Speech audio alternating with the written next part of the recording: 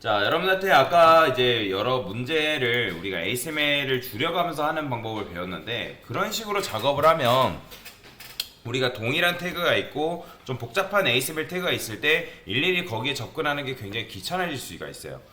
그렇다 보니까 ASMR 태그에는 이름을 짓는 방법이라는 게 있는데, 제가 여러분한테 태그에는 속성이라는 걸 집어넣을 수 있다라고 제가 말씀을 드렸을 거예요. 근데 이제 모든 속성이 다 들어가는 건 아니고, 그 태그마다 사용할 수 있는 속성이 있긴 하지만, 지금 설명드린 거는 모든 태그한테 다 쓸 수 있는 속성이다라고 보시면 되겠습니다. 그래서 태그한테 이름을 짓는다라고 생각하시면 되는데, 우리가 뭐 강아지 이름을 뭐 바둑이라 짓고 콩이라 짓고 쌀이라 짓는 것처럼 일정 ASMR 태그한테도 이름을 부여할 수 있다. 그게 바로 뭐냐면 이제 클래스라는 개념인데, 일단은 제가 div를 이렇게 이렇게 써볼게요. 한 6개 정도만 이렇게 써볼 겁니다.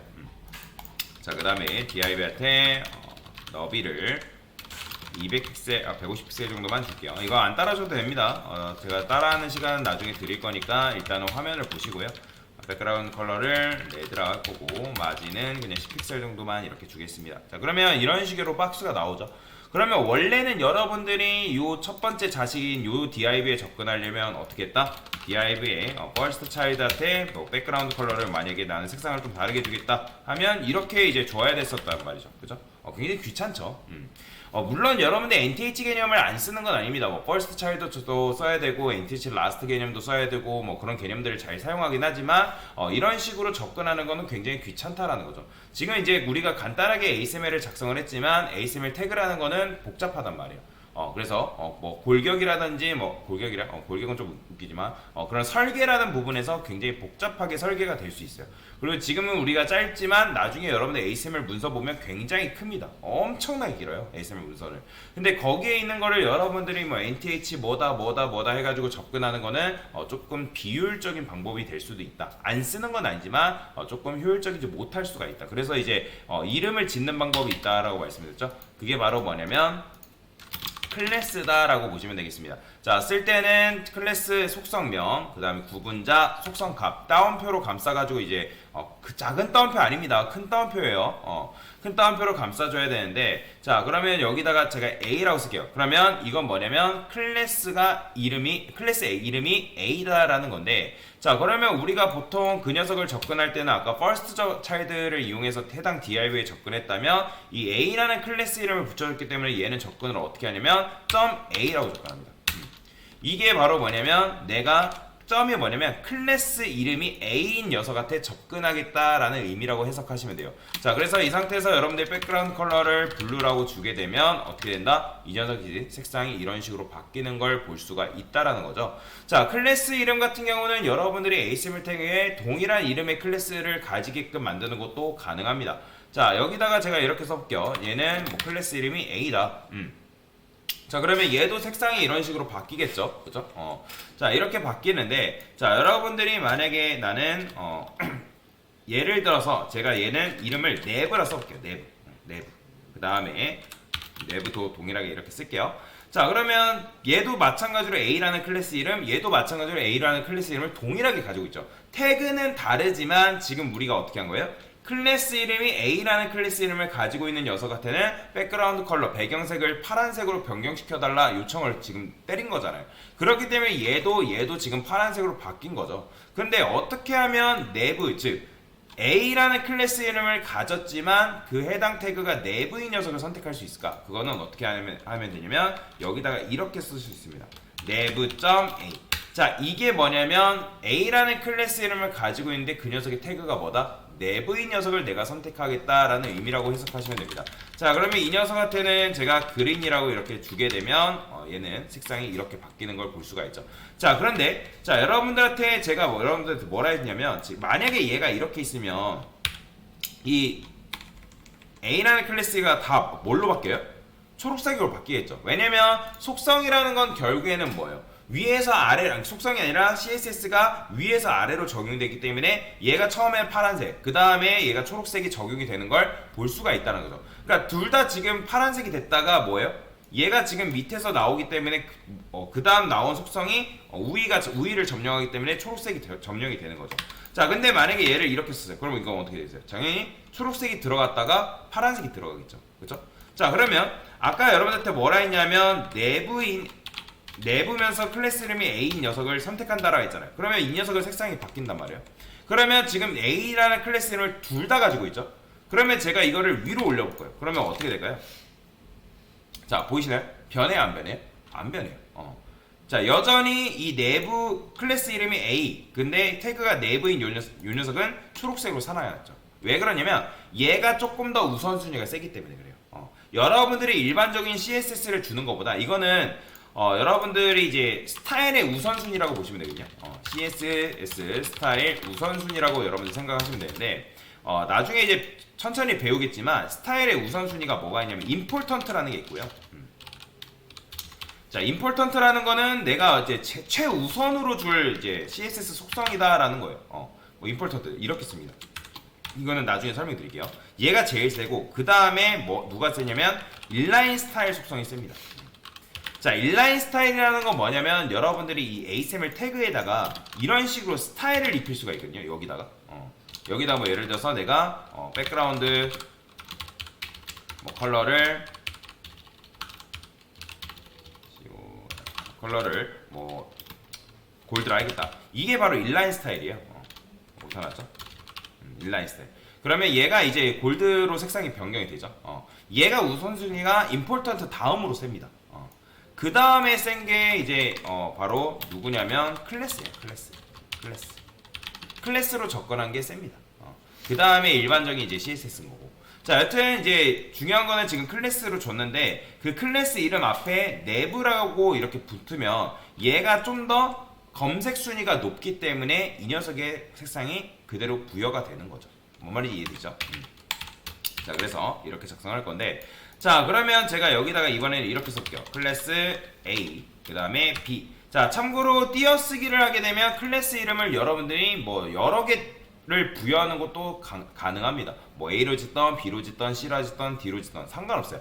클래스 이름을 여러 개 집어넣는 것도 상관이 없습니다. 당연히 근데 이건 있겠죠. 여러분들이 이렇게 붙여 쓰는 건 이건 뭐예요? 클래스 이름이 AB라는 이름이 뜻인 거고, 띄어쓰기를 하게 되면 이건 뭐예요? A라는 클래스 이름도 가지고 있고 B라는 클래스 이름도 가지고 있다라는 거죠. 그렇죠?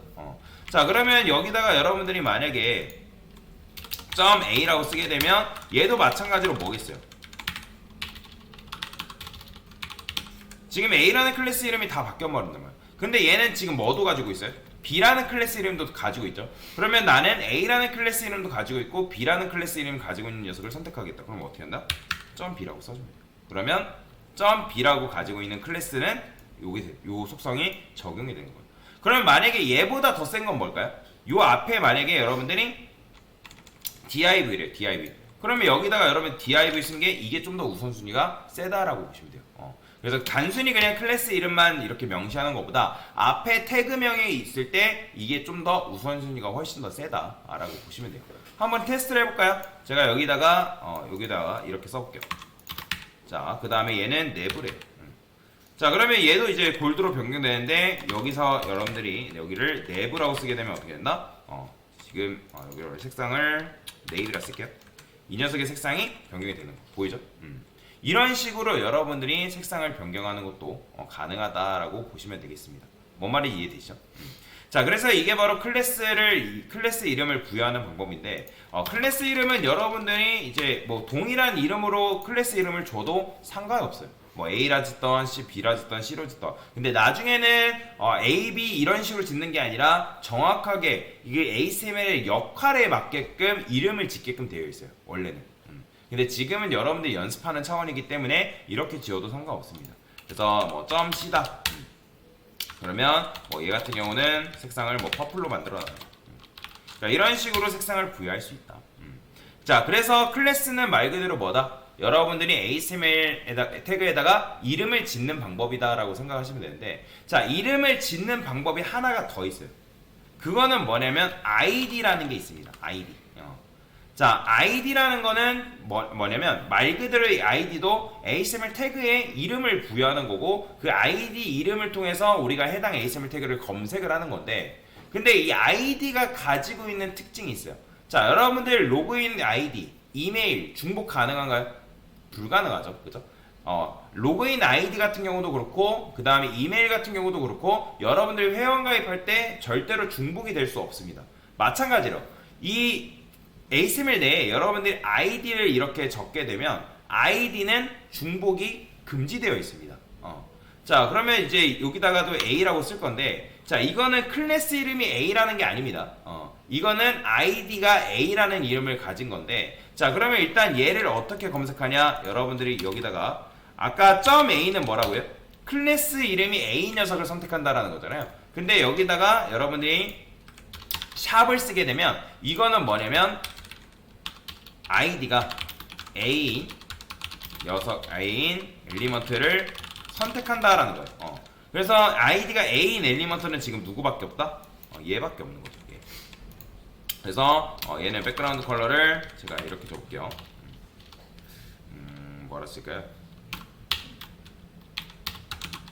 다크 이런 게 있나? 다크 사이어 뭐 이런 거. 자, 보이시죠? 자, 얘는 뭐예요? 이런 식으로 색상이 바뀌는 거죠. 자, 근데 이제 이거를 여러분들이 가끔가다 이렇게 쓰는 분들이 계세요. 이거 이렇게 하면 된다, 안 된다? 안 됩니다. 여러분들이 이걸 했다 해가지고 오류가 나거나 그러진 않아요. 그런데 이거는 규칙이에요.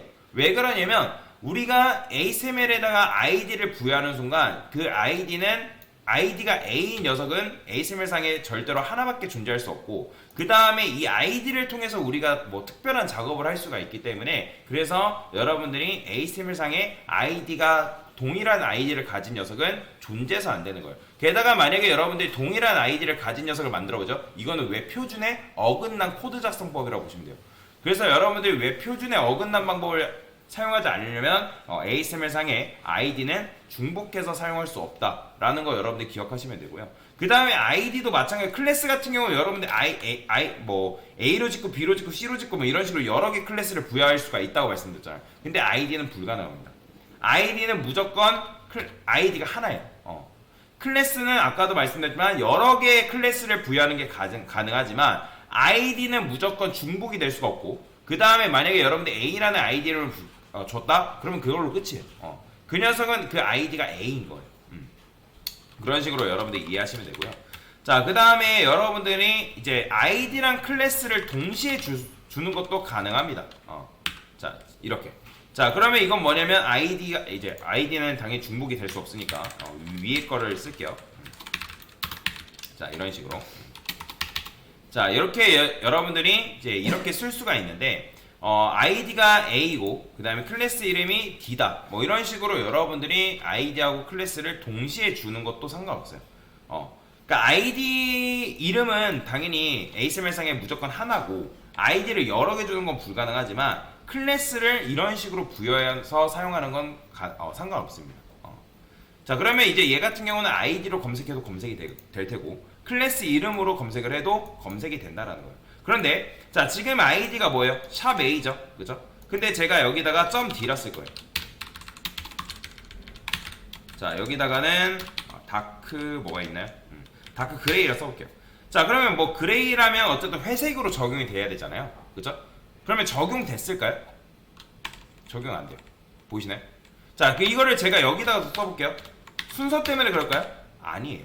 그건 왜 그러냐면 아까 여러분들한테 뭐라 설명드렸냐면 CSS 스타일링에 우선순위가 있다고 말씀드렸죠. 기억나시죠? CS 스타일의 우선순위가 센 게 클래스보다 센 게 아이디예요. 아이디가 여기 들어갑니다. 그렇기 때문에 이제 일반 이제 CS 스타일링이 뭐고 그래서 클래스보다 아이디가 훨씬 셉니다. 그렇기 때문에 여러분들이 지금 이제 아이디가 이런 식으로 들어가는 건데 그러면 강사님 여기다가 div라고 쓰면 이 다크 그레이라는 게 들어가지 않을까요? 라고 생각하지만 먹어요, 안 먹어요? 안 먹습니다. 왜? 클래스보다 무조건 아이디가 셉니다. 태그가 붙었다 하더라도 태그가 명시가 됐다 하더라도 아이디가 붙어있는 녀석이 훨씬 세기 때문에 그래서 이게 바로 뭐다? CS 스타일의 우선순위라고 생각하시면 돼요. 그래서 뭐 임포턴트랑 인라인 스타일까지 보여드렸는데 임포턴트는 뭐 나중에 보여드리기로 하고요. 그래서 이런 식으로 하게 되면 여러분들이 클래스를 줘가지고 내가 해당 ASML 태그에다가 이름을 붙이는 게 가능하다라는 거 여러분들 이해하고 넘어가시면 되겠습니다. 뭐 이거 같은 경우는 제가 수업 페이지에다가 적어드릴 거고요. 이런 식으로 되어 있다. 그래서 요게 바로 뭐다? 클래스랑 아이디에 대한 개념이다 라고 알고 넘어가시면 되겠습니다. 됐습니다.